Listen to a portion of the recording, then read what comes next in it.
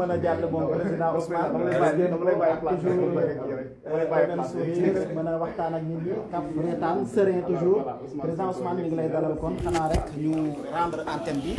pour ki nga xam ne moo di président Ousmane Sonko mën a waxtaan ak sénégalais yi.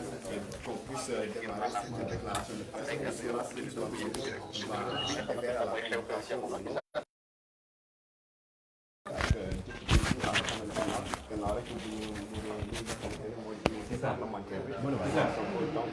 après la convocation, comme annoncé par les avocats lors de cette table de presse. On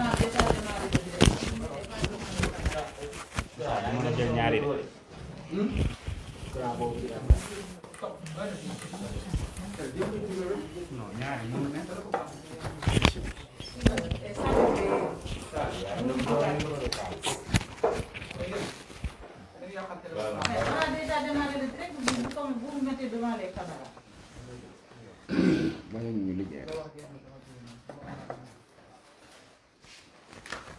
Eh bien jël ngeen sama place sax mënuma teg sama feuille bi vraiment il faut chercher une grande table.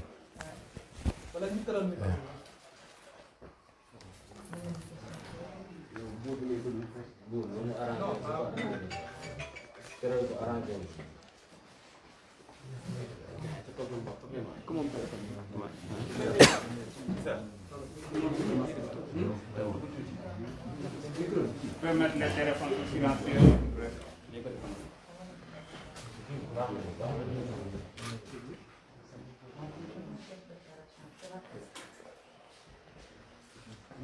ah dañ gisee mën nañ door. C'est bon?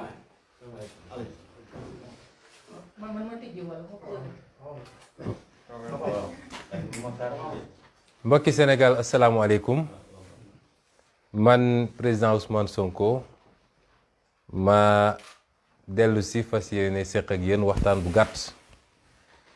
bi mujj xawoon naa gudd tuuti waaye lañ ca waroon wax moo ko jaroon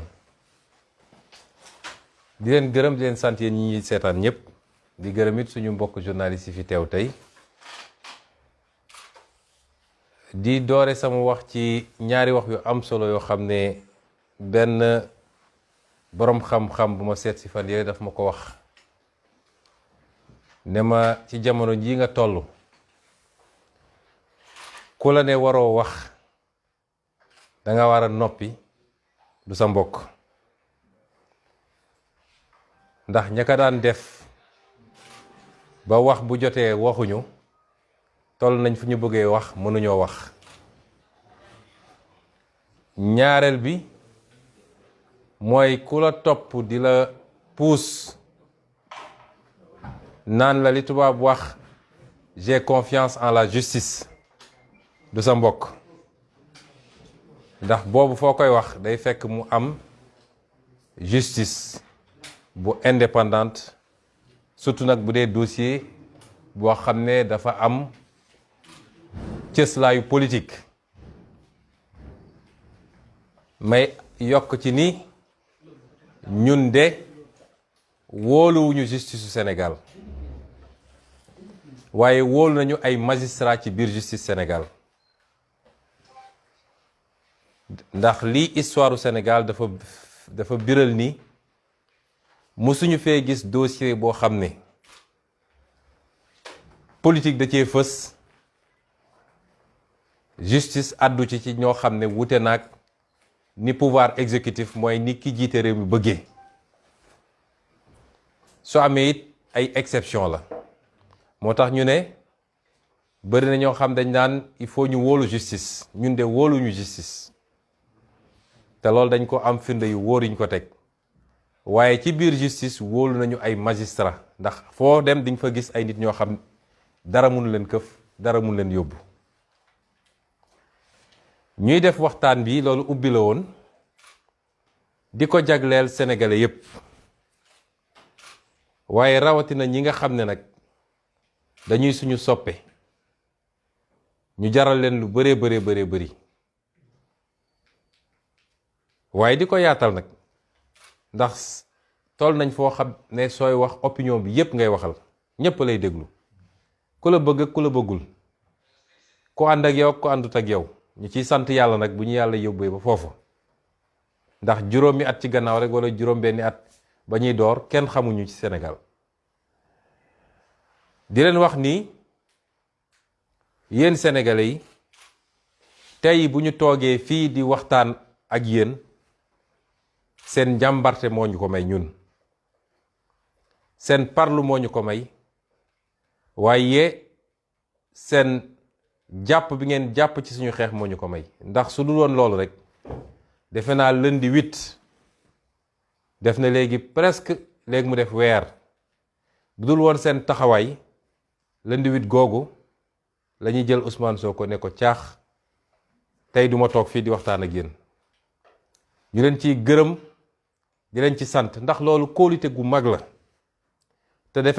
defe naa mun nañ ne guléet la ci Sénégal guléet la ci Sénégal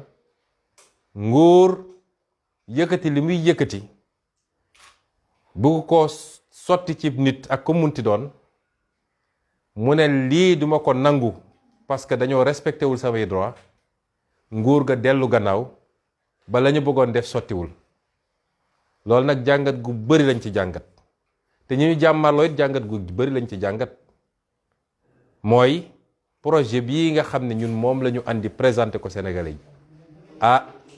am na fu mu toll Sénégalais yooyu fu sore ba ndaw ñi mag ñi jigéen ñi def projet boobu seen projet bopp mu jaral leen ñu xeex wala ñu sacrifié wu may wax ni projet boobu du Ousmane Sonko donte Ousmane Sonko am na ci solo ak fu mbir mi mën a mujj ak lu munti doon dafa am lu ñu ji te loolu meññ na li ci des mooy ñu mën a witti kon loolu kenn mënatu ko fay ci Sénégal moo tax ñun du ñuy dugg ci projet politique dañu ne du projet personnel du parti unipersonnel waaye projet la boo xam ne ku patriotisme c'est-à-dire ku bëgg sa réew nekk sa dënn rek ku bëgg Afrique nekk sa dënn rek projet bi sa projet la seen taxawaay googu moo ñu may ñu nekk fii tey ba war a mën a wax ak sénégalais yi lu bari am na waaye seen taxawaay boobu moo ñu may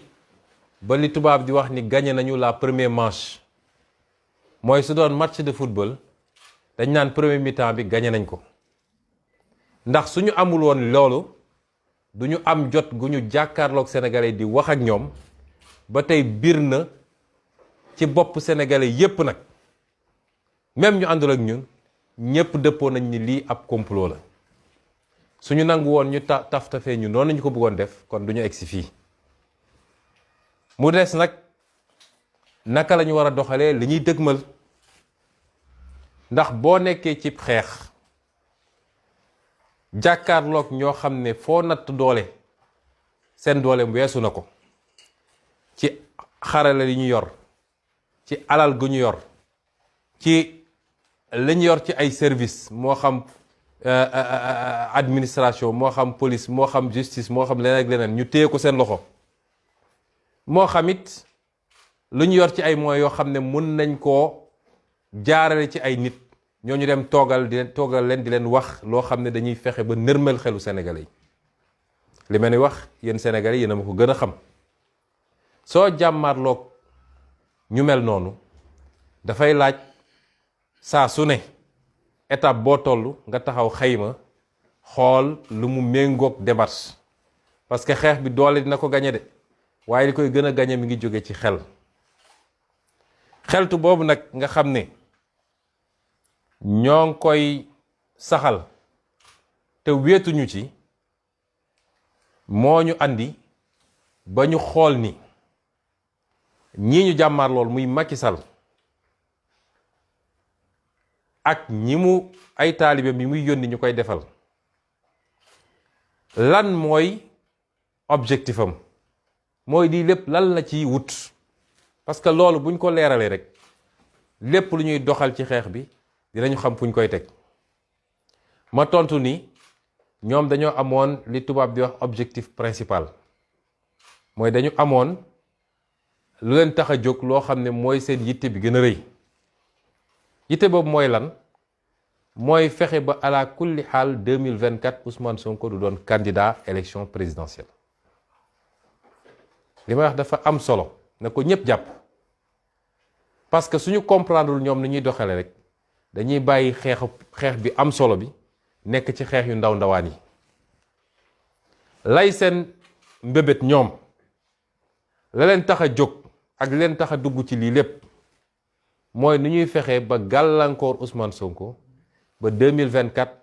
fa ñuy taxawee di laaj réew mi moom du fa taxaw di ko laaj nañ ko defee woon ci gannaaw ak ñeneen muy Karim Wade ak Khalifa Sall loolu rek mooy objectif bi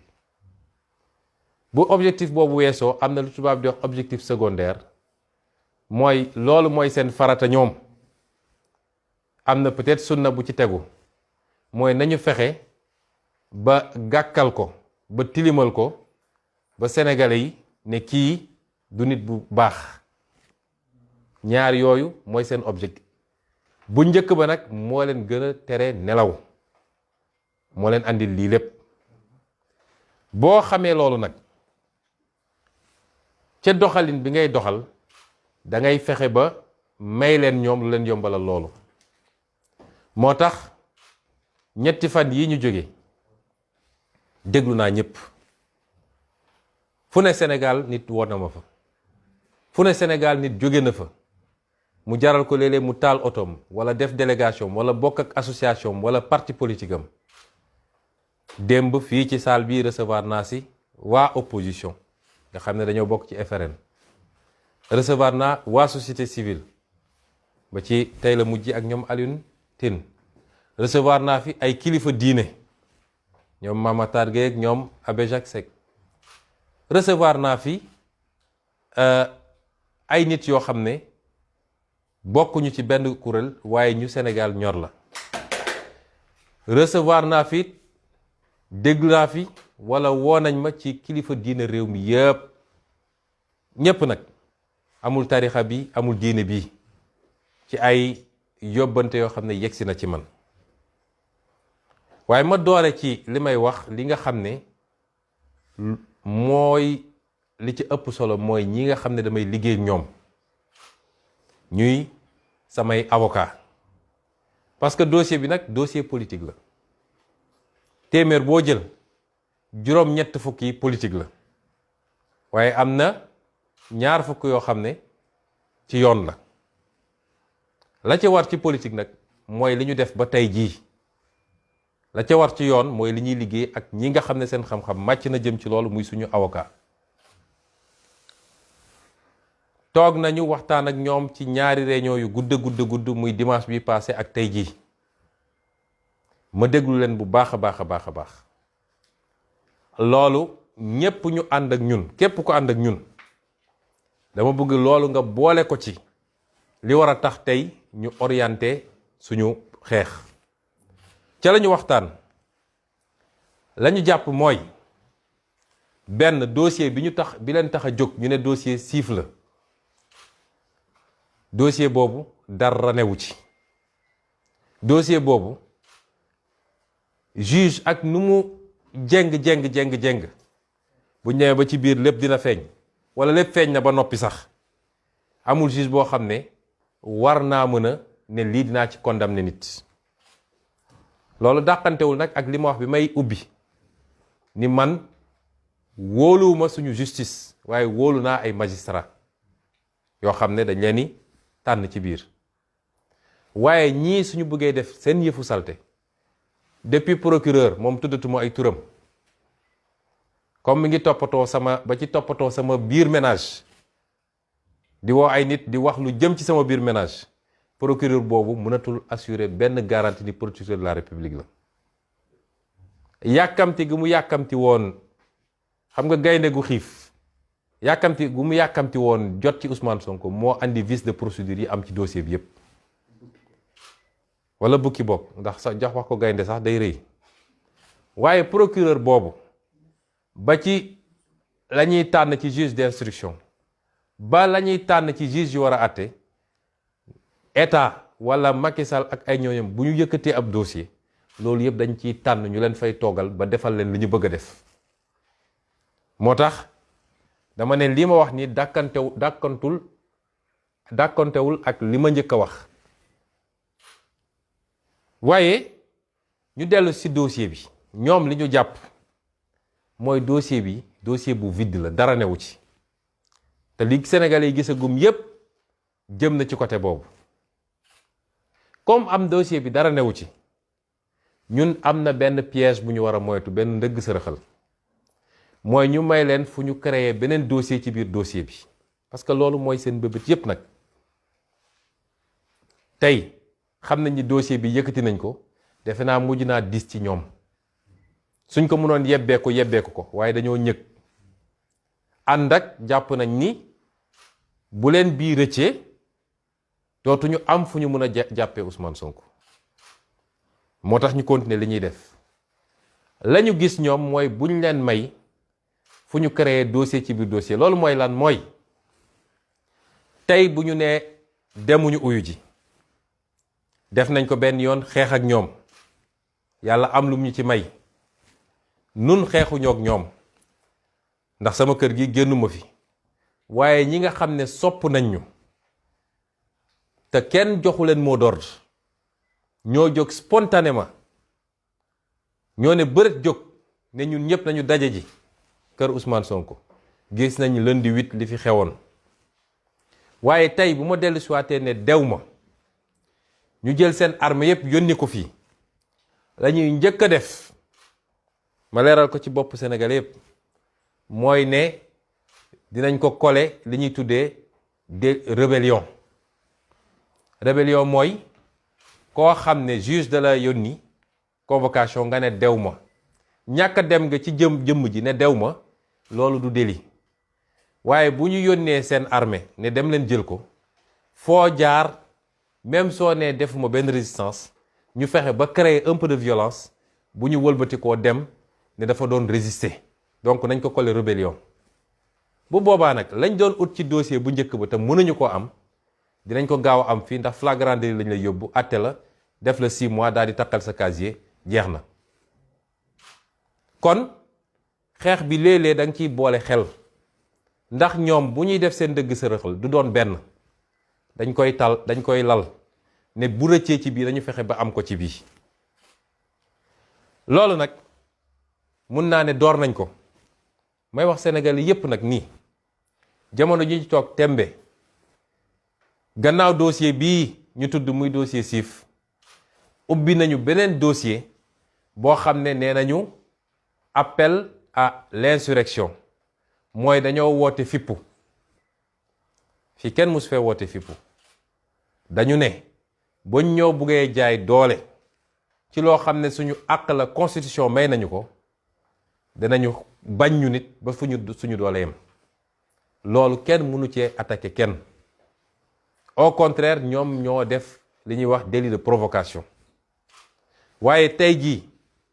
ci premier cabinet bu Samba Sall ubbi nañ fa dossier bu ñu tuddee noonu ne dañoo woote fippu. ci dossier boobu la ñu jàppee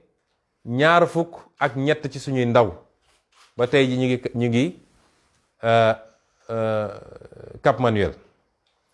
waaye bu ñu jàppee 23 yooyu ba noppi,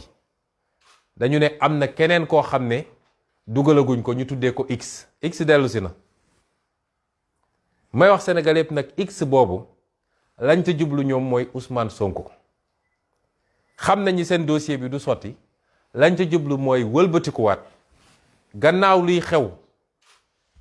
ci fan yii ci juge 8e cabinet. bu dee la ñu bëgg a def sotti na te ñu am ci la ñu bëgg, ñu gaawantu yokk ci bii ne X bu ñu doon wër moom la, ndax moo wax xale yi ne leen génn leen. kon ñépp nañu xam ni seen pexe yemul ci benn. pexe yi dañ koo lal. beneen ñetteel bi ñu doon waajal mooy suñu ne Ousmane Sonko nee na du dem, ñu indi fi GIGN wala BIP, fexe ba jaxase affaire yi. bu ñu génnee nag ne dafa doon résister, moo tax dañ ko yokkal délit rébellion, jugé ko flagrant délit, dem tëj ko. teyit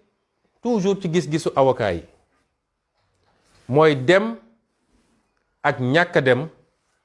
benn résultat bi la mooy boo demul it dañ fi yónni armée ñi fi nekk dinañu résister peut-être wala suñu résister wul xale yi dinañ jóge fële résister deret dina tuuru waaye yàgg da nga dem. kon pour bañ leen may porox ndoll yooyu nga xam ne mun nañ ci jaar pour génne leneen loo xam ne loolu day yomb ci ñoom ni dossier bi jafe ci ñoom moo tax avocat yooyu ñoom ñépp bi ñu dajee ñëw taxaw ñaan ñu insister joxe seen conseil ñu déglu leen. balaa may génn ci avocat yi dinaa leen jagleel ay remerciement jaajëfal leen ndax sonn nañ torop ci dossier bi mbir mi dooree ba léegi amul bëccëg amul guddi fii laa leen di woo ñu bàyyi seen yitte ma lim leen muy maître Massokhna Kane maître Ciré Clédor Ly maître Khoureychi Ba maître Demba Ciré Bathily maître Youssouf Camara maître Joseph Étienne Dione maître Bamba Cissé maître Ousseynou Ngom maître Ndoumbé Wane ak maître Djibi Diagne waaye it di remercier ñi nga xam ne toujours ci avocat yooyu bokk ci dossier bi waaye gën a sonn ci suñu ndaw yi nga xam ne jàpp nañ leen suñu jigéen yi nga xam ne jàpp nañ leen tey jii defe naa am nañ lu mat 53 muy juróom fukk ak ñett yoo xam ne ñi ngi ci loxo Macky Sall ñooñu maître Amadou Sow maître Babacar Ndiaye maître Abdoulaye Tall maître Théophile Kayosi maître Michel Simel Bass ak maître Magna Silva ma leen ni jaajëfal ci sama tur ci turu parti bi waaye ci turu sénégalais yépp mbokk yi gannaaw bi ma waxee li nga xam ne mooy taxawaay avocat yi ma dolli ci ni ñëpp intervenir nañu wax naa leen di parti politique opposition yi daje ñoom ñëpp fii ñëw ñaan ñu ko wax naa leen li nga xam ne mooy suñu kilifa diine yi ndax ñoom dañu wax ni ay régulateurs sociaux lañu wax naa ko rek ñu bari dañ naan nañu génn wax waaye am na fu ñuy waxee fu nit yéegut te it ormal seen bopp ñun ñu ñëwaat ormal leen moo tax li olof naan ku ndëbb ni rey sa maam bu dee da nga ñaanoon démb ñaan barki démb dégluwuñ la balaa ngay génnaat di wax di nga xool lu bari waaye yónnee nañu ci ñun ñoom ñépp daje mu jaar ci suñu sëriñ sëñ Abdou Mbàkke bu Daaru Muxti daa di ñëw wax la même chose may wax nit société civile bi def nañu la même chose suñu parti bi ñu bokk def nañu concertation département yépp ñu laaj leen lu ñu xalaat diaspora bi ñu laaj leen lu ñu xalaat bureau politique bi wax li mu xalaat ay avis la yoo xam ne lu partagé la waaye li ëpp ci avis yi am benn boor bu ñu jëm dinaa ci ñëw léegi ñii ñépp nag li ma ci gën a touché man muy kilifa diine muy société civile muy keneen gannaaw bi ñu amee yitte ci réew mi li ma gën a touché mooy seen yitte bi gën a rëy mooy li tubaab di wax sama intégrité physique mooy ñu bañ a maye fu ñu mun a jaaree pour li ñu bëggoon am ci justice sax boo moytul ñu amee ko ci neneen ndax dégg nañ fi kaawu Xaadim Buso dégg nañ fa yeneen kaa te ci loo xam ne mën nañu gañe combat bi ci neneen ñooñu yépp ma ne leen seen yitte ci ñun yéeg nañ ko te dafa wane ni projet bi nga xam ne moom la ñu présenté Sénégalais yi ñor na leen projet boobu seen projet la lii lépp nag moo tax ba ñu waxtaanee déglu ñépp ñu wax Sénégalais yi ni bu soobee yàlla ëllëg ca waxtu bi ñu ko waxee dinañu génnee fii suñu kër dox ndànk dem déglu lan la juge 8e cabinet war a wax ak nun waaye loolu tekkiwul ni dañoo deltu gannaaw xeex bi commencé gul sax te tekkiwul it ni mobilisation bi exceptionnelle bi nga xam ne am na Sénégal te ñu gëjoon ko gis dina wàññeeku tey la mobilisation war a gën a bëri tey la mobilisation war a gën a am doole tey la militants yi ak militantes yi ak sympathisants yi ak sénégalais yi nga xam ne ñépp dëgg rek moo leen ñor tey la ñu war a gën a mobiliser parce que bu ñu buggee jaarale mbir mi feneen dina am neneen nu muy demee te it tekkiwul ni li ñu waxoon ni suñu droit ñun à la résistance suñu droit individuel constitutionnel jóge na fi waaye tekkiwul ni lii nga xam ne am na ci dossier bi yépp te avocat yi wax ko député yi wax ko ba suba député yi nañu déposer recours conseil constitutionnel ñi war a signé nañu loolu lépp duñ ko bàyyi mu jaas parce que lañ ca war a def ci yoon danañ ko def muy fii muy CEDEAO muy feneen ak feneen may woo nag sénégalais yi ndax duma ko wax ak Macky Sall ndax ku am xol am yëg-yëg ngay waxal ci lu jëm ci nit ñi ñii nga xam ne jaay nañ leen doole muy suñu otage politique yi na sénégalais yëpp addu na leen Macky Sall bàyyi rawatina nag ñi nga xam ne jigéen lañu tey jii dañoo fas yéene woon démarrer grève de la faim ndax ñu ngi leen di pamti ku ñu jàpp àjjuma ba tey yóbbu leen delloosiwaat leen déglu sax defuñu leen ko lépp pour métital loolu taal na ay réew yu bari parce que jaay doole ci anam yi baaxul man maa leen ñaan ne leen bu leen grève de la faim ndax dama jàpp ni bokkul ak suñu gëm-gëm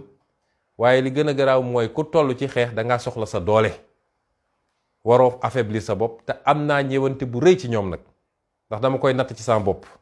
moo tax ma ñaan leen ko waaye du lu ñu bëgg a génne ci xeex bi. may wax tamit suñu police nationale wax naa ko keroog ci sama discours police bi ñun ñëpp la fi nekkal am na lu xew fii keroog sama kër te duñ ko bàyyi ndax def nañu lettre démenti retiré waat ko lu toll police nationale ñu war a jël jumtukaay yoo xam ne tey waroon nañ ko yóbbu ci xool ni ñuy xeexee Samba Boy ni ñuy xeexee terroristes yi ñu ñëw teg ko ci buntu kër Ousmane Sonko di ko espionner di ko filmer moom ak ay njabootam ak képp ku dugg ci kër gi ak ku génn ci kër gi loolu rafetul ci Sénégal te du kenn ku leen yónni ku dul Macky Sall ci dossier boo xam ne nee nañu dossier privé la bi loolu amee ba tey harcelé nañ ñu menacé nañ ñu dañuy ñëw par force dugg ci kër gi parce que dañoo am jumtukaay bu ñu ñàkk bu ñu wàcc fi keroog te il faut ñu jot ko bi ñëwee fi nee naa leen gisuñu jumtukaay boobu loolu doyul yónnee nañu ay médiation waaye ba tey ñi ngi ca loolu ñun nag dinañu constater par voie d'huissier su jaree ñu porter plainte police nationale dañ ko def xam naa ni police nationale wax naa ko keroog ay patriotes ñoo ci nekk ñoo ci ëpp waaye les gradés de la police laay wax bu leen nangu ñu jouer loolu leen rôle boobu compétition politique c'est entre les acteurs politiques suñuy jumtuwaay réew buñ ko jël di ko boole ci compétition politique day andi compétition déloyale Macky yor police yor gendarmerie yor lépp war a jàmmal ak ñoo xam ne seen parti rek dañu yor ak seen discours loolu rafetul ci réew mi la tax nag ñuy insister ñoom xam nañu ñun xam nañu buñ ñu wax loo ngir yàlla waaye loolu dafa doy nañu bàyyi di utiliser moyen état bi di espionner ay citoyens tey amul benn citoyen sénégalais boo xam ne yaa ngi ci sécurité ñépp Macky mu ngi leen di espionner ñépp nag waxuma la sax ku ne ànduma ak moom waaye ñi mu àndal sax mu ngi leen di espionner ba kañ dañ koo dénk lii pour mu tabax réew mi na yem ca loola di wax tamit ni Sénégal amul kenn koo xam ne tey umpale nga ni lii complot la ak manipulation médiatique bi ñu def yépp chargé plateau yi lu ne ñu wax ko tey soo jëlee sénégalais téeméer boo jël juróom-ñeent fukk yi nee nañ la lii complot la te bis bu nekk nag yàlla tojal leen lu bees loo xam ne foogewuñ ko woon ba tey ku déglu live Pape Alé Niang bi keroog bi may wax junj naa ne laaj leen Macky Sall ndax xam na Adji Sarr seede bi tey ñëw na ndax xam na ko moom Macky Sall ndax recevoir na ko en tout cas génn na ci gémmiñu Adji Sarr ni moom Macky Sall recevoir na ko te benn autorité APR moo ko fa yóbbu ci lim leen wax moom mi ne moom amul temps comploté moo wax sénégalais yëpp ni ki ngeen dénk réew mi mu ne mooy président de la république ci day wàcc ba ci caniveau yi di comploter contre ses adversaires politiques ci nu mu gën a ñaawe loolu fës na tey fi may daaneele nag mbokk yi mooy di gën a soññu yéen ñëpp ma leen gën a soññ xeex bi ñun de mun nañ ci ñàkk ay dunq waaye Macky Sall dina ci ñàkk nguuram ci nii wala ci nële dugg na ci loo xam ne amul tey benn sénégalais bu ko nangu wala bu ko rafetlu amul kon lu ñuy xeex la ba fu xeex bi yem waaye xeex bi nañu xam ni ay temps la xeex bi ay stratégie la xeex bi dafa am fu mu jotee foo xam ne lu mu laaj rek ñu xam ne lii la laaj moo tax ma ne mobilisation mooy nañu takku fu ñu doon nekk benn nañ fa doon téeméer fu ñu fa doon nekk benn ci mobilisation nañ fa doon téeméer di gërëm nag mouvement citoyen yi également ñi nga xam ne ñëw nañu muy ay FRAPP Y'en a marre docteur Babacar Diop FDS ak Doyna ak Ñoo Lank tous ces mouvements citoyens parti politique yi nga xam ne jël nañ seen initiative ba démb am nañu ci def conférence de presse ñoom docteur Cheikh Tidiane Dièye Cheikh Bamba Dièye ñoom Bougane ñëpp ak ñi vraiment tous les partis politiques su ma limee rek juum ñi taxawoon assemblée nationale lu ne ñu daj ko ci ñoom ñëpp nag député opposition yi ñoom ñëpp ñu ngi leen di gërëm ne leen nag mobilisation bi ça ne fait que commencer mbokk yi lii laa bëggoon andi ci sama déclaration di ko faram-fàcce ci français ci nu mu gën a gaawee daal di yeewi ñëpp ndax defe naa mi ngi commencer guddi. Chers compatriotes, je me permets de m'adresser une fois de plus à vous pour vous édifier sur ma position par rapport à la situation actuelle. Je commencerai par rappeler les sages recommandations d'un ami que j'ai eu à recevoir ici et qui m'a donné 2 recommandations. Dans les circonstances actuelles, tous ceux qui te diront de te taire et de ne pas parler ne sont pas avec toi. Mais tous ceux également qui te recommanderont de faire confiance à la justice ne sont pas avec toi. Il a parfaitement raison. Il faut communiquer pour édifier l'opinion à chaque fois que nécessaire. Il faut communiquer parce que ceux qui sont avec nous, ceux qui nous suivent, mais l'opinion a besoin d'avoir des arguments. Chacun fera l'interprétation qu'il veut, le traitement qu'il veut, mais il faut communiquer, mais ne pas laisser communiquer à votre place.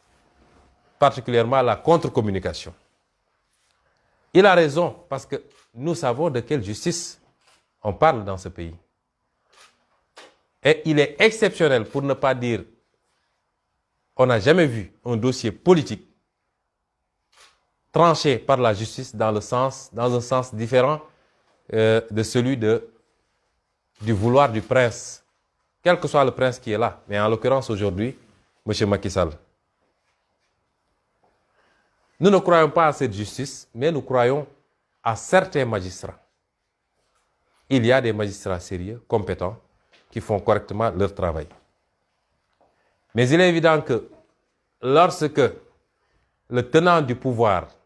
entreprend un complot de cette nature, il s'assure de placer sur toute la chaîne judiciaire des gens capables de lui faire le sale boulot. Quelle que soit la qualité de votre dossier par ailleurs. Je voudrais dire à tous les Sénégalais, ça transcende les militants de PASTEF. Parce que ceux qui sont mobilisés le lundi